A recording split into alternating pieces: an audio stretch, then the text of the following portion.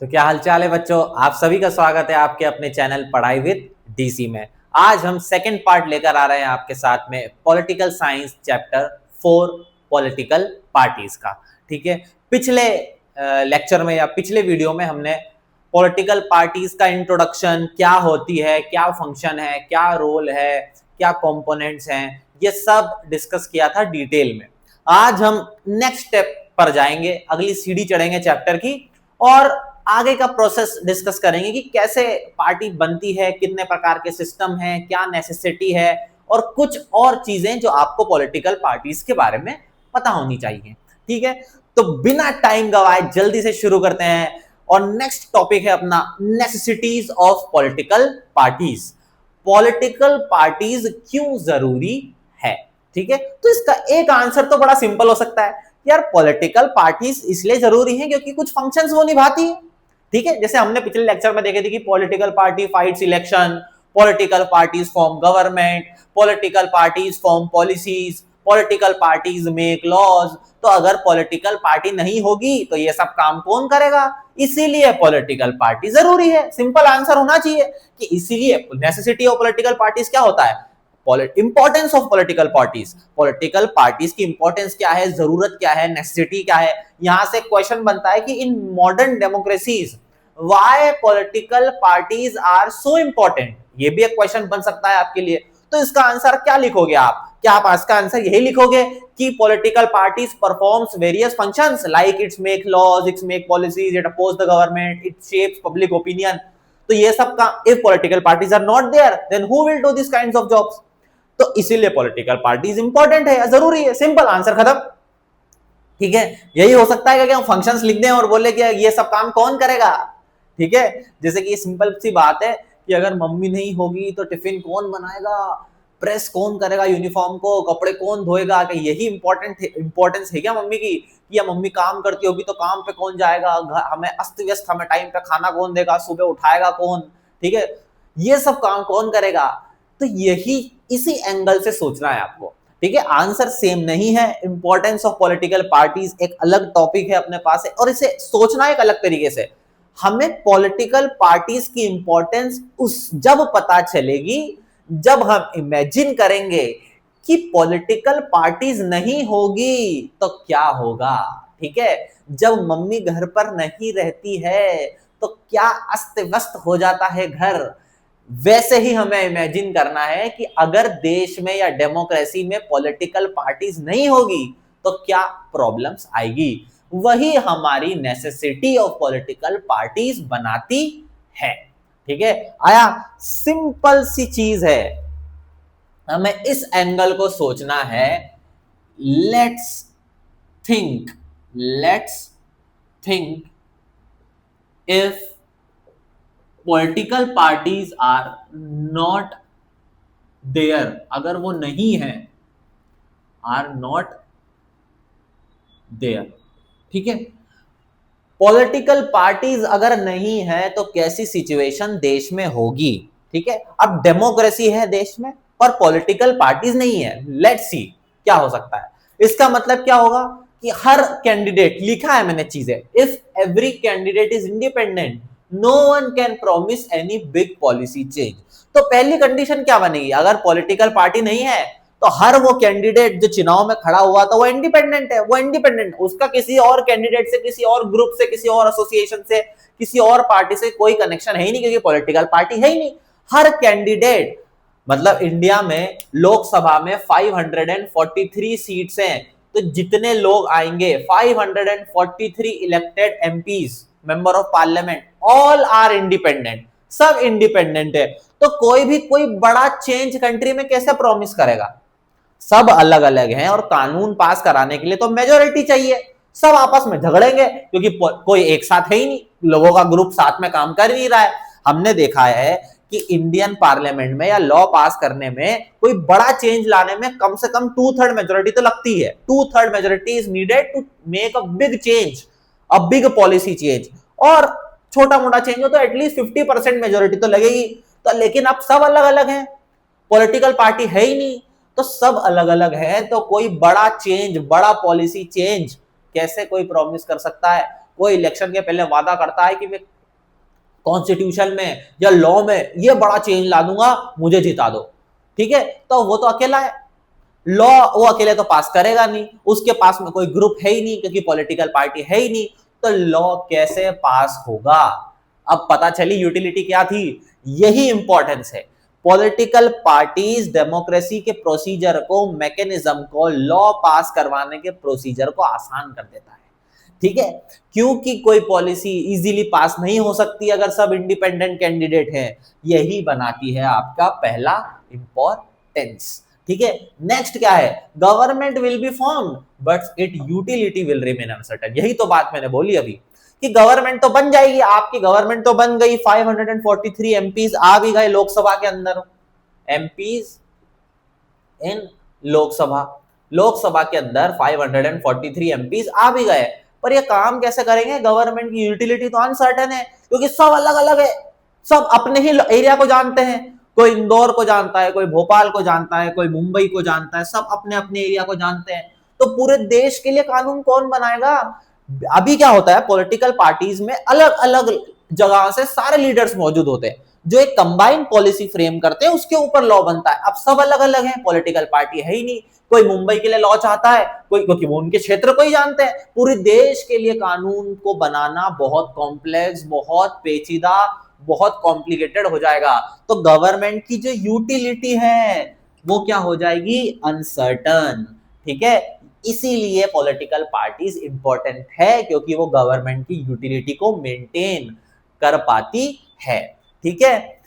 No one will promise any big policy change, ठीक है, आपको यही वर्ड याद रखना है, आप सिंपली वर्ड याद रखो, की वर्ड याद करें आंसर में, आपका आंसर बन जाएगा। Why is political party necessary, because अगर पॉलिटिकल पार्टी नहीं है तो गवर्नमेंट की यूटिलिटी क्या होगी, अनसर्टन। अगर पॉलिटिकल पार्टी नहीं है तो वो गवर्नमेंट जो होगी या रिप्रेजेंटेटिव जो होंगे वो पॉलिसी चेंज को प्रॉमिस नहीं कर सकते।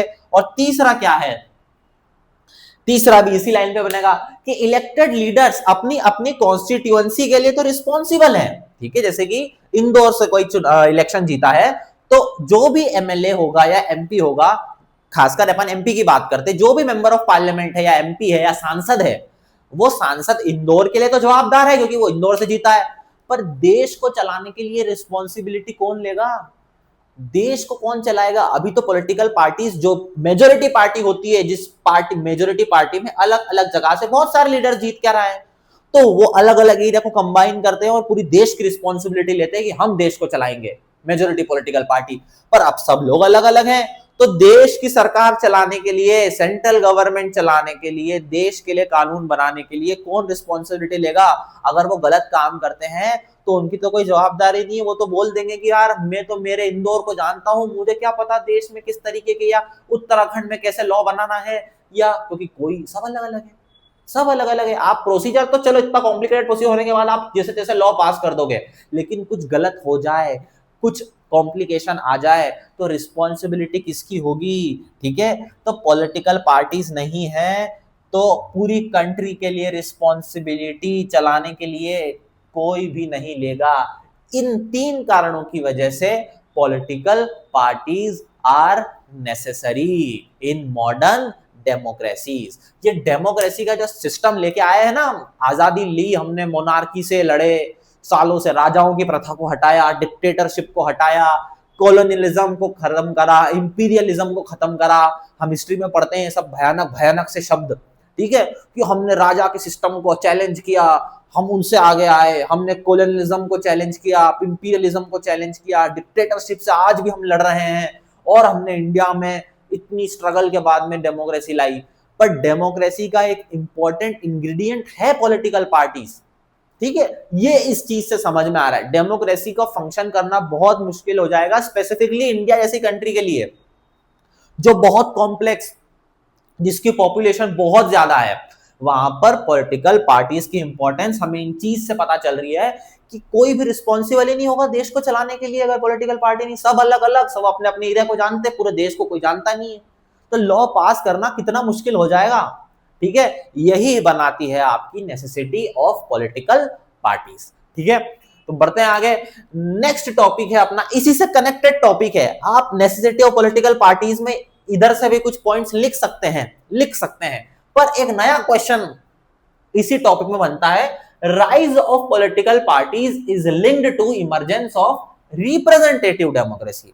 देखो डेमोक्रेसी के भी दो टाइप होते हैं, ये पॉलिटिकल साइंस में आगे पढ़ाया जाता है जनरली, हायर सेकेंडरी और हायर क्लासेस में या कॉलेज लेवल में बात होती है कि डेमोक्रेसी के दो प्रकार होते हैं, एक होती है डायरेक्ट डेमोक्रेसी, एक होती है इनडायरेक्ट डेमोक्रेसी। ठीक है, डायरेक्ट डेमोक्रेसी क्या है, जहां पर लोग एक ग्राउंड पे इकट्ठा हुए और क्या कानून पास करना है, लोगों ने खुद ने वोट करा कानून को पास या नापास करने के लिए और कानून पास हो गया। मतलब ग्राउंड पे इकट्ठा हो, क्योंकि अब ये कहां पर एप्लीकेबल होगी, जहां की पॉपुलेशन कम है, जहां की सोसाइटी लेस कॉम्प्लेक्स है, छोटी छोटी जगहों पर, जैसे गांव में पूरे गांव के लोग इकट्ठा होते हैं, कोई भी चीज के बारे में कानून पास करना है या लॉ बनाना है या कोई भी डिसीजन लेना है, सिंपल सा डिसीजन हो सकता है, डिसीजन लेना है, गांव वाले इकट्ठा हुए, सरपंच और पंचायत लगी गांव में, सब गांव वाले थे, सरपंच थे, सब ने हाथों हाथ वोटिंग करी और कानून पास। इसमें क्या करा, आपने खुद ने, जनता ने खुद ने लॉ बनाने के प्रोसीजर में पार्टिसिपेट किया, डिसीजन मेकिंग प्रोसीजर में पार्टिसिपेट किया। ऐसी डेमोक्रेसी क्या होती है, डायरेक्ट, जहां पे डायरेक्ट पार्टिसिपेशन होता है पीपल का। इंडिया कैसी डेमोक्रेसी है, इनडायरेक्ट। इंडिया के लोग अपना एक रिप्रेजेंटेटिव चुनते हैं, वो रिप्रेजेंटेटिव किसी और को चुनता है और वो कंट्री का प्राइम मिनिस्टर बनता है या प्रेसिडेंट बनता है। सिंपल यही प्रोसीजर है। हमने एमपीज को चुना, एमपीज ने मिलकर प्राइम मिनिस्टर चुना, हमने एमएलए को चुना, एमएलए ने मिलकर सीएम या चीफ मिनिस्टर को चुना, और इन सब एमएलए और एमपीज ने मिलकर प्रेसिडेंट को इलेक्ट किया। ये होता है प्रोसीजर इंडिया में। तो ये क्या है, इनडायरेक्ट डेमोक्रेसी है। हम लॉ बनाते हैं, क्या लॉ मेकिंग प्रोसीजर में आम जनता पार्टिसिपेट करती है क्या, नहीं। हमारे रिप्रेजेंटेटिव एमएलए एमपी ये लोग लॉ मेकिंग प्रोसीजर में पार्टिसिपेट करते हैं। ऐसे सिस्टम को बोलते हैं रिप्रेजेंटेटिव डेमोक्रेसी। जो रिप्रेजेंटेटिव्स चलाते हैं, जो जनता के चयनित उम्मीदवार हैं, वो राजनीति को या डेमोक्रेसी को या कंट्री को या सरकार को चलाते हैं। तो ये क्वेश्चन बोल रहा है कि जब से पॉलिटिकल पार्टी का राइज इसलिए हुआ है क्योंकि इंडिया जैसी कॉम्प्लिकेटेड कंट्री को चलाने के लिए रिप्रेजेंटेटिव डेमोक्रेसी चुनी गई। ठीक है, क्योंकि इंडिया इतनी बड़ी और इतनी कॉम्प्लेक्स कंट्री है, इतने सारे रीजन है, इतने सारे लोग हैं, सोसाइटी इतनी कॉम्प्लेक्स है, सब अलग अलग भाषा बोलते हैं, तो सब लोग के पास तो टाइम नहीं है लॉ बनाने की प्रोसीजर में। अब करोड़ों लोग ग्राउंड पे कैसे इकट्ठे होंगे, तो वो अपना एक आदमी चुन लेते हैं और वो आदमी जाता है और डिसीजन लेता है आपके लिए। जैसे हम होते हैं, हमारे लिए कौन डिसीजन लेता है, एमएलए या एमपी डिसीजन लेता है जिसने हमने वोट दिया। तो ये याद रखना है कि इंडिया की सिचुएशन जब ही सुधरेगी, जब ही करप्शन सुधरेगा, जब यहाँ के लोग सुधरेंगे, जब इंडिया के लोग पॉलिटिक्स में इंटरेस्ट लेंगे। अभी पॉलिटिक्स को एक दलदल माना जाता है, इंडिया के लोग या पढ़े लिखे लोग इसमें जाना नहीं चाहते। इंडिया की कंट्री की सिचुएशन तभी सुधरेगी जब इंडिया के लोग पॉलिटिक्स में, इंडिया के समझदार लोग, मैं अपने आप को करेक्ट करता हूं, इंडिया के एजुकेटेड, समझदार, वाइज, विजडम रखने वाले लोग, पढ़े लिखे लोग पॉलिटिक्स में इंटरेस्ट लेंगे, सेवा के रूप में, देश को सुधारने के रूप में। बिना इसके आप सिर्फ ब्लेम कर सकते हो कि नेता खराब है, ये खराब है, ऑफिसर खराब है, करप्टेड है, सब जेब भरने आते हैं, ये सब इल्जाम ही लगा सकते हो। सिचुएशन कभी भी बोलने से इंप्रूव नहीं होगी, आपको जाके इंप्लीमेंट करना होगा, डेमोक्रेटिक प्रोसीजर में पार्टिसिपेट करना होगा। ठीक है, आगे बढ़ते हैं टॉपिक पे कि पॉलिटिकल पार्टी का जो राइज है, उदय है, वो किस पे लिंक्ड है, रिप्रेजेंटेटिव डेमोक्रेसी। और इंडिया इनडायरेक्ट डेमोक्रेसी क्यों है, क्योंकि इंडिया की सोसाइटी बहुत कॉम्प्लेक्स है, यहाँ डायरेक्ट डेमोक्रेसी नहीं आ सकती, तो आपने रिप्रेजेंटेटिव डेमोक्रेसी चुनी। जैसे ही आपने आजादी के बाद में रिप्रेजेंटेटिव डेमोक्रेसी का रास्ता चुना, वैसे ही पॉलिटिकल पार्टीज इंडिया में बढ़ने लगी या उनका राइज होने लगा। ठीक है, इसी का आंसर है, इसका आंसर बड़ा ही सिंपल है। देखो, इंडिया में पॉलिटिकल पार्टी का राइज रिप्रेजेंटेटिव डेमोक्रेसी इसलिए निर्भर करता है क्योंकि इंडिया की सोसाइटी बहुत कॉम्प्लेक्स है, जो मैं बार बार बोल रहा हूँ। यहाँ पर डायरेक्ट डेमोक्रेसी फंक्शन इतनी आसानी से हो ही नहीं सकती, आपको रिप्रेजेंटेटिव को चुनना ही होगा। इतने सारे लोग कैसे इकट्ठा होंगे, कैसे लॉ बनाएंगे, बहुत हाँ, अब टेक्नोलॉजी आने के बाद में शायद एक रास्ता निकल सकता है, आर्टिफिशियल इंटेलिजेंस, सॉफ्टवेयर, इंटरनेट के बाद में कुछ हो सकता है, वो फ्यूचर की बात है। पर अभी तो हकीकत यही है, अभी तो हमारी सच्चाई यही है, इसे ही इंप्रूव करना है हम लोगों को। ठीक है। तो इंडिया की सोसाइटी इतनी कॉम्प्लेक्स है कि यहाँ पर रिप्रेजेंटेटिव डेमोक्रेसी को ही एग्जिस्ट करना था और रिप्रेजेंटेटिव डेमोक्रेसी को चलाने के लिए पॉलिटिकल पार्टीज की जरूरत पड़ेगी, जो हमने अभी यहां पर देखा। ठीक है, नेक्स्ट है पॉलिटिकल पार्टीज क्या काम करती है। यहाँ अलग अलग रिप्रेजेंटेटिव्स, अलग अलग हर एरिया से अलग अलग मुद्दे होते हैं, अलग अलग इश्यूज हैं, उनको रिप्रेजेंट करते हैं उस एरिया के रिप्रेजेंटेटिव। जैसे कि जो भी इंदौर का मुद्दा होगा वो इंदौर का एमपी या इंदौर का एमएलए लेकर जाएगा कि हमारे यहाँ ये प्रॉब्लम है। ऐसे हर जगह से अलग अलग लोग आते हैं, पार्लियामेंट में बैठते हैं और अलग अलग इश्यूज या अलग अलग व्यूज पॉइंट्स लेके आते हैं और गवर्नमेंट को बनाते हैं। ठीक है, अब ये पॉलिटिकल पार्टीज क्या प्रोवाइड करती है, एक मैकेनिज्म प्रोवाइड करती है क्या करने का, गवर्नमेंट को सपोर्ट करने का, गवर्नमेंट को रोकने का, गवर्नमेंट को जस्टिफाई करने का, पॉलिसी बनाने का, लॉ बनाने का और साथ ही साथ अपोज करने का भी। पॉलिटिकल पार्टी सब काम करती है रिप्रेजेंटेटिव डेमोक्रेसी में, गवर्नमेंट बनाती भी है, पॉलिसी बनाती भी है, गवर्नमेंट को सपोर्ट करती है, जो अपोजिशन पॉलिटिकल पार्टी है वो उसे रिस्ट्रेन रोकती भी है, उसे अपोज भी करती है। ये सब फंक्शन इंडिया में पॉलिटिकल पार्टीज करती है और ये राइज हुआ है पॉलिटिकल पार्टीज का क्योंकि इंडिया ने रिप्रेजेंटेटिव डेमोक्रेसी या इनडायरेक्ट डेमोक्रेसी का रास्ता चुना। ठीक है, इंडिया ने इनडायरेक्ट डेमोक्रेसी का रास्ता चुना। यह है आपका नेसेसिटी ऑफ पॉलिटिकल पार्टीज और राइज ऑफ पॉलिटिकल पार्टीज। क्यों लिंक है रिप्रेजेंटेटिव डेमोक्रेसी से, क्योंकि इंडिया बहुत सोसाइटी कॉम्प्लेक्स थी और इंडिया ने इनडायरेक्ट डेमोक्रेसी चुनी और यहां पर सब डिसीजन रिप्रेजेंटेटिव लेते हैं बजाय सारी पब्लिक के। ठीक है, तो हमने नेसेसिटी देख ली, सब कुछ समझ लिया। क्या एक डेमोक्रेटिक कंट्री में जितने भी इलेक्शन होते हैं सब पार्टी बेस्ड ही होते हैं? यहां पर मैंने एक छोटा सा क्वेश्चन लिखा है, नॉन पार्टी बेस्ड इलेक्शन, मतलब इलेक्शन तो हो रहे हैं पर कोई भी पॉलिटिकल पार्टी नहीं है। क्या इसका एग्जांपल हो सकता है? हाँ, इसका एग्जांपल हो सकता है। ठीक है, कई ऑर्गेनाइजेशन में, प्राइवेट ऑर्गेनाइजेशन में, स्कूल्स में भी इलेक्शन होते हैं, शायद वो नॉन पार्टी बेस्ड होते हैं, डायरेक्ट कैंडिडेट खड़े होते हैं हेड बॉय हेड गर्ल के लिए और चुन लिए जाते हैं। एक एग्जांपल तो ये है। पर क्या पॉलिटिकल एंगल से देखा जाए तो इसका एक आंसर है, एक एग्जांपल आपको बुक में दिया है कि पंचायत इलेक्शंस एक एग्जांपल है आपका नॉन पार्टी बेस्ड इलेक्शन का। पंचायत के चुनाव में कोई पॉलिटिकल पार्टी के कैंडिडेट नहीं होते, हो सकता है वो फॉलो करते हो किसी पॉलिटिकल पार्टी को, पर पॉलिटिकल पार्टी का लेना देना नहीं होता पंचायत के इलेक्शन में।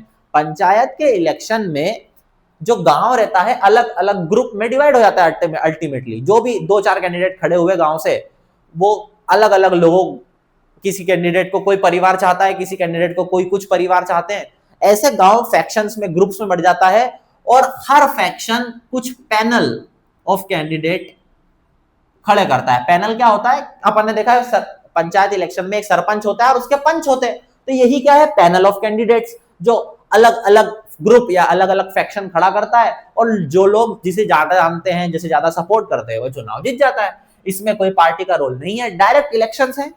ये एक एग्जांपल है कि इंडिया में डायरेक्ट डेमोक्रेसी भी प्रैक्टिस होती है, पर बड़े ही लोअर लेवल पे या निचले लेवल पे, ग्रास रूट्स लेवल बोला जाता है इसे, ग्रास रूट्स लेवल डेमोक्रेसी। ठीक है, तो पंचायत इलेक्शन एक एग्जांपल है आपका नॉन पार्टी बेस्ड इलेक्शन का। ठीक है, तो ये आज हमने इंपॉर्टेंट टॉपिक कवर किया है इस पूरे वीडियो में। ठीक है, तो हम नेक्स्ट टॉपिक के साथ में आपके साथ जल्दी आएंगे। जब तक आप वीडियो देखते रहें, कोई डाउट्स आए तो हमसे पूछते रहें, कोई कमेंट करें वीडियो पर, आपको स्टाइल पसंद आ रहा है पढ़ाने का या नहीं, या आप और कुछ टॉपिक कवर करवाना चाहते हैं। ठीक है, तो बने रहिए पढ़ाई विद डीसी के साथ में। दूसरे सब्जेक्ट्स के वीडियो भी डलते रहते हैं, रेगुलरली डलते रहेंगे अब, क्योंकि एग्जाम्स जैसे जैसे पास आ रही है हम लोग भी एक्टिव हो जाते हैं, एकदम एनर्जाइज्ड हो जाते हैं। ठीक है, तो बने रहिए, नेक्स्ट वीडियो का वेट कीजिए। कोई क्वेश्चन आ रहे हैं तो आप कमेंट में जरूर ड्रॉप कीजिए आपके क्वेश्चंस और क्वेरीज। ठीक है, जल्दी मिलती है नेक्स्ट वीडियो के साथ में। बने रहिए पढ़ाई विद डीसी के साथ।